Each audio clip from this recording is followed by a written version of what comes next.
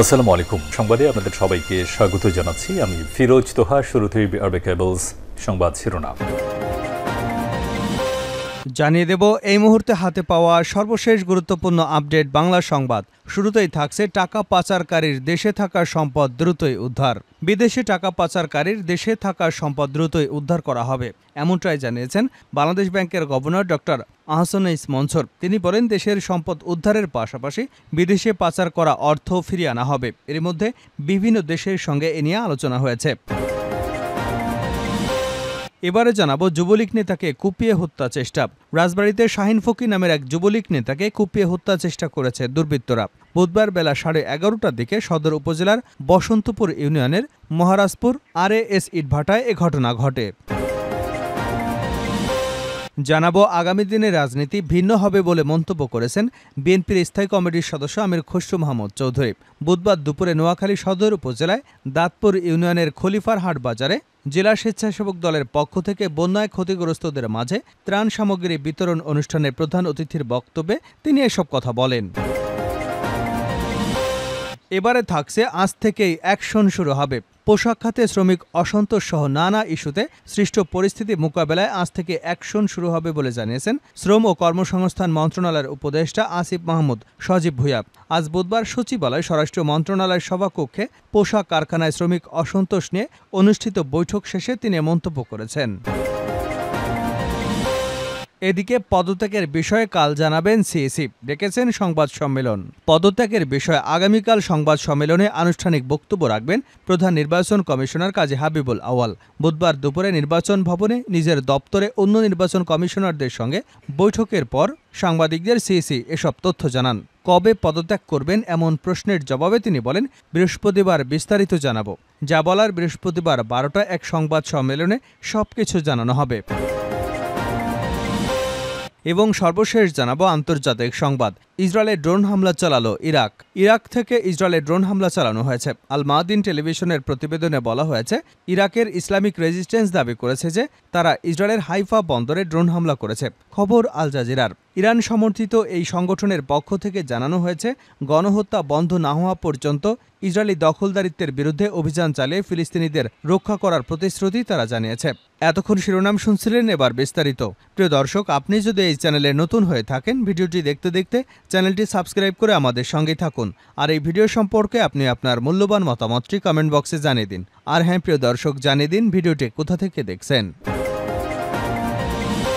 টাকা পাচারকারী দেশে থাকা সম্পদ দ্রুতই উদ্ধার গভর্নর। বিদেশে টাকা পাচারকারী দেশে থাকা সম্পদ দ্রুতই উদ্ধার করা হবে বলে জানিয়েছেন বাংলাদেশ ব্যাংকের গভর্নর ডক্টর আহসান এইস মনসুর। তিনি বলেন, দেশের সম্পদ উদ্ধারের পাশাপাশি বিদেশে পাচার করা অর্থ ফিরিয়ে আনা হবে।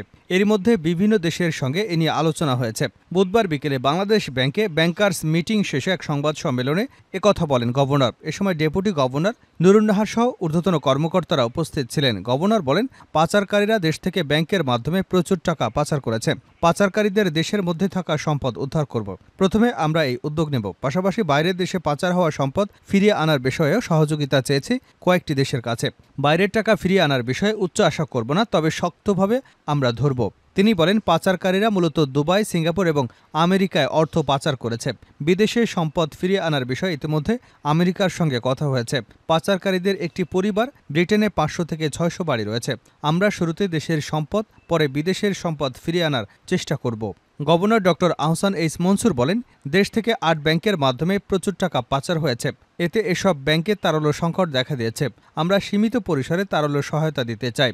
সরকার আমানতকারীদের কথা ভেবে তাদের পাশে দাঁড়াবে। তবে তারল্য পুরো সহায়তা দিতে হলে 2 লাখ কোটি টাকার প্রয়োজন হবে। এতে মূল্যস্ফীতি বেড়ে যাবে বহুগুণে। তিনি আরও বলেন, আমরা কিছু সীমিত তারল্য সহায়তা দিতে চাই ব্যাংকগুলোকে। আন্তঃব্যাংকের মাধ্যমে এই সহায়তা দেওয়া হবে, যেখানে বাংলাদেশ ব্যাংক গ্যারান্টার হিসেবে কাজ করবে। এই ব্যাংকের সমস্যা বহুদিন ধরে। আমানতকারীরা জানত, আমরা আমানতকারীর স্বার্থটা দেখব, যাতে তারা অর্থ ফিরে পান। যুবলীগ নেতাকে কুপিয়ে হত্যা চেষ্টা। রাজবাড়ীতে শাহিন ফকির 45 নামের এক যুবলীগ নেতাকে কুপিয়ে হত্যার চেষ্টা করেছে দুর্বৃত্তরা। বুধবার বেলা 11:30টার দিকে সদর উপজেলার বসন্তপুর ইউনিয়নের মহারাজপুর RAS ইটভাটায় এ ঘটনা ঘটে। গুরুতর আহত অবস্থায় তাকে রাজবাড়ী সদর হাসপাতালে প্রাথমিক চিকিৎসা দিয়ে রাজধানীর জাতীয় চক্ষুবিজ্ঞান ইনস্টিটিউট হাসপাতালে নেওয়া হচ্ছে। শাহিন ফকির বসন্তপুর ইউনিয়নের বড় ভবানীপুর গ্রামের মোহাম্মদ আলী ফকিরের ছেলে এবং বসন্তপুর ইউনিয়ন যুবলীগের সভাপতি। শাহিন ফকিরের ছোট ভাই মিলন ফকির বলেন, আমার ভাই মহারাজপুর RASS ইটভাটার একজন ব্যবসায়িক অংশীদার। বেলা 11:30টার দিকে তিনি ভাটায় বসেছিলেন। হঠাৎ বিএনপিপন্থী সন্ত্রাসী গফুর শিকদারের নেতৃত্বে রায়হান, আসাদ, গাজী, আরিফ খান সহ বেশ কয়েকজন ধারালো চাপাতি এবং লোহা রড দিয়ে আমার ভাইয়ের উপর হামলা চালায়। এ সময় তারা চাপাতি দিয়ে আমার ভাইয়ের চোখ এবং মাথাসহ শরীরের বিভিন্ন স্থানে কুপিয়ে মারাত্মকভাবে জখম করে। আমরা খবর পেয়ে ঘটনাস্থলে গিয়ে তাকে উদ্ধার করে দ্রুত রাজবাড়ী সদর হাসপাতালে নিয়ে যাই। তার অবস্থা গুরুতর হওয়ায় চিকিৎসক তাকে রাজধানীর জাতীয় চক্ষুবিজ্ঞান ইনস্টিটিউট হাসপাতালে রেফার করেছেন। তিনি বলেন, আওয়ামী লীগের রাজনীতি করার কারণে আমার ভাইকে কুপিয়ে হত্যা চেষ্টা করেছে বিএনপিপন্থী সন্ত্রাসীরা। আমরা এ ঘটনার সুষ্ঠু বিচার চাই। আগামী রাজনীতি হবে ভিন্ন, আমির খুসরো।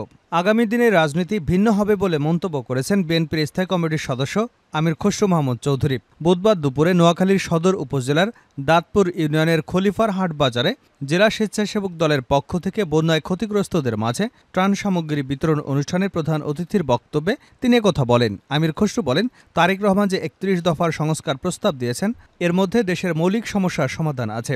বিএনপি সবাইকে নিয়ে নতুন বাংলাদেশে এগিয়ে যেতে চায়। তিনি বলেন, জাতীয় সরকারের মাধ্যমে তারেক রহমান এসব সংস্কার প্রস্তাব বাস্তবায়নের কথা বলেছেন। শেখ হাসিনা পালানোর পর দেশের মানুষের যে মনোজগৎ সৃষ্টি হয়েছে তা বুঝতে হবে, মানুষের প্রত্যাশাকে বুঝতে হবে, মানুষের আকাঙ্ক্ষা বুঝতে হবে, যুব সমাজের আকাঙ্ক্ষা বুঝতে হবে। খসরু বলেন, 31 দফা বাস্তবায়নের মাধ্যমে আরও কোনো সংস্কার প্রয়োজন হলে বিএনপি সেটা করতে প্রস্তুত। আজ থেকে অ্যাকশন শুরু হবে আসিফ মাহমুদ। পোশাক খাতে শ্রমিক অসন্তোষ এবং অন্যান্য ইস্যুতে সৃষ্ট পরিস্থিতি মোকাবেলায় আজ থেকে অ্যাকশন শুরু হবে বলে জানিয়েছেন শ্রম ও কর্মসংস্থান মন্ত্রণালয়ের উপদেষ্টা আসিফ মাহমুদ সজীব ভূঁইয়া। আজ শুক্রবার সচিবালয় স্বরাষ্ট্র মন্ত্রণালয়ের সভাকক্ষে পোশাক কারখানায় শ্রমিক অসন্তোষ নিয়ে অনুষ্ঠিত বৈঠক শেষে তিনি একথা বলেন। স্বরাষ্ট্র উপদেষ্টা লেফটেন্যান্ট জেনারেল অবসরপ্রাপ্ত মোহাম্মদ জাহাঙ্গীর আলম চৌধুরীর সভাপতিত্বে অনুষ্ঠিত বৈঠকে আরও উপস্থিত ছিলেন আইন মন্ত্রণালয় উপদেষ্টা ডক্টর আসিফ নজরুল, মৎস্য প্রাণী সম্পদ মন্ত্রণালয় উপদেষ্টা ফরিদ আক্তার, শিল্প মন্ত্রণালয়ের উপদেষ্টা আদিলুর রহমান খান। শ্রম উপদেষ্টা বলেন, শ্রমিক অসন্তোষ নিয়ে আমরা মালিক এবং শ্রমিক পক্ষের সঙ্গে একাধিকবার সভা করেছি। আমাদের শিল্প উপদেষ্টা তিনিও কথা বলেছেন। সব শ্রমিক নেতাদের কাছ থেকে আমরা এটাই জানতে পেরেছি, এখন যে আন্দোলনগুলো হচ্ছে শ্রমিক নেতারা এই আন্দোলনের প্রকৃতিটা নিজেরাও বুঝে উঠতে পারছে না, কারণ এখানে কোনো নির্দিষ্ট দাবি উঠে আসছে না, কোনো নির্দিষ্ট দফাও পাওয়া যাচ্ছে না। আসিফ মাহমুদ বলেন, যারা সাধারণত শ্রমিক আন্দোলনগুলো করে থাকেন তারাও সেখানে সেভাবে নেই। বহিরাগত লোকজনের আধিপত্য দেখা যাচ্ছে। কিছু কিছু জায়গায় মালিকপক্ষ বেতন দিতে দেরি করেছে, এজন্য আন্দোলন হচ্ছে। কয়েকটি স্পেসিফিক ফ্যাক্টরি আছে যেখানে মালিকপক্ষ পালিয়ে গেছে, সেখানে কিছুটা অসন্তোষ হয়েছে, সেগুলো আমরা অ্যাড্রেস করেছি। সেগুলোর জন্য সরকার সফট লোন ঘোষণা দিয়েছে, সেটার পরিধি আরও বৃদ্ধি করা হবে। তিনি আরও বলেন, তবে এই ছোট ছোট কয়েকটি সুনির্দিষ্ট জায়গায় অসন্তোষকে কেন্দ্র করে যে জায়গাগুলোতে ফ্যাক্টরি বা ক্লাস্টারগুলো আছে সেখানে দেখা গেছে বহিরাগতরা এসে বেকার যুব সংঘ নামে, যারা কখনো শ্রম এরিয়ার মধ্যে কখনো আন্দোলন করেনি, গাড়ি ভাঙচুরের মতো ঘটনা ঘটেছে। শ্রমিক নেতারাই আমাকে বলেন যে তারা এখানে হেঁটে এসেছেন এবং তারা দেখেছেন যে হেলমেট এবং হাফ প্যান্ট পরা কিছু টোকাই, যাদের টাকা দিয়ে বিভিন্ন প্রোগ্রামের জন্য ভাড়া করা হয়, তাদেরকে সেখানে দেখা গেছে। যারা ঝুট ব্যবসা নিয়ে সন্ত্রাস করছে, আওয়ামী লীগের লোকেরা যে সিন্ডিকেটগুলো সামলাতো তারা তো সেগুলো ছেড়ে চলে গেছে। এখন যারা সেগুলো দখলের পাঁয়তারা করছে এবং সেখানে সন্ত্রাস করছে, তাদের এবং যারা বহিরাগত আছে তাদের বিরুদ্ধে সরকার কঠোর ব্যবস্থা নেবে, সেটা গতকাল বলেছে। স্থানীয়ভাবে আওয়ামী লীগও আছে কিছু জায়গায়, কিছু স্থানীয় বিএনপি নেতারাও রয়েছেন বলে আমরা সংশ্লিষ্টতা পেয়েছি। বিএনপির কেন্দ্রীয় নেতাদের সঙ্গে আমাদের এ বিষয়ে কথা হয়েছে, তারা যাতে তাদের নিবৃত্ত করে রাখেন। আসিফ মাহমুদ বলেন, স্থানীয়ভাবে প্রভাবশালী যেসব আওয়ামী লীগ নেতা এখনও রয়ে গেছেন তাদের বিরুদ্ধে আমরা কঠোর অবস্থানে যাব। স্বরাষ্ট্র মন্ত্রণালয়ের কাছে যে তথ্য রয়েছে সেটার ভিত্তিতে তাদের গ্রেপ্তার করা হবে। সেখানে যে জনদুর্ভোগ তৈরি হয়েছে সেটার জন্য পুলিশ ব্যবস্থা নেবে। শেষ করছে আন্তর্জাতিক সংবাদ। ইসরায়েলে ড্রোন হামলা চালালো ইরাক। ইরাক থেকে ইসরায়েলে ড্রোন হামলা চালানো হয়েছে। আল মাদিন টেলিভিশনের প্রতিবেদনে বলা হয়েছে, ইরাকের ইসলামিক রেজিস্ট্যান্স দাবি করেছে তারা ইসরায়েলের হাইফা বন্দরে ড্রোন হামলা চালিয়েছে। খবর আল জাজিরার। ইরান সমর্থিত এই সংগঠনের পক্ষ থেকে জানানো হয়েছে, গণহত্যা বন্ধ না হওয়া পর্যন্ত ইসরায়েলি দখলদারিত্বের বিরুদ্ধে অভিযান চালিয়ে ফিলিস্তিনিদের রক্ষা করার প্রতিশ্রুতি তারা নিয়েছে। এদিকে ইসরায়েলের সামরিক বাহিনী জানিয়েছে তাদের সেনারা পূর্ব দিক থেকে একটি ড্রোন আসতে দেখতে পায়, কিন্তু সফলভাবে এই ড্রোনকে আটকানো সম্ভব হয়েছে এবং একটি ইসরায়েলের ভূখণ্ডে প্রবেশ করতে পারেনি। এর আগে ইসলামিক রেজিস্ট্যান্স ইসরায়েলে হামলা চালিয়েছে। ইসরায়েলের বন্দর নগরী ইলাতে গুরুত্বপূর্ণ লক্ষ্যবস্তু লক্ষ্যবস্তুতে ড্রোন হামলা করা হয়। ইলা শহরটি লোহিত সাগরের তীরে অবস্থিত। এছাড়া গত জুনে ইসরায়েলের গুরুত্বপূর্ণ লক্ষ্যবস্তুতে ড্রোন হামলা করা হয়েছিল। জুনের শুরুতে এসব হামলা চালানো হয়। সংগঠনটি তখন জানিয়েছিল যে তারা দখলদার ইসরায়েলের গুরুত্বপূর্ণ স্থাপনাগুলোতে লক্ষ্যবস্তু করে ধ্বংস করবে। এই মামলাগুলো গাজায় ইসরায়েলি বাহিনীর হামলার প্রেক্ষাপটে চালানো হয়েছে বলে ধারণা করা হচ্ছে। 7 অক্টোবর ফিলিস্তিনি স্বাধীনতাকামী সংগঠন হামাস ইসরায়েলের সীমান্তে আকস্মিক হামলা চালায়। এরপর গাজায় অভিযান শুরু করে ইসরায়েল। প্রায় 10 মাস ধরে গাজায় তাণ্ডব চালাচ্ছে ইসরায়েলি সেনারা। গাজায় যুদ্ধ শুরু হওয়ার পর থেকে ইরান সমর্থিত বিভিন্ন সংগঠন এবং হামাসের মিত্র হিজবুল্লাহর সদস্যদের সঙ্গে প্রতিদিনই ইসরায়েলি সেনাদের সংঘাতের খবর পাওয়া যাচ্ছে।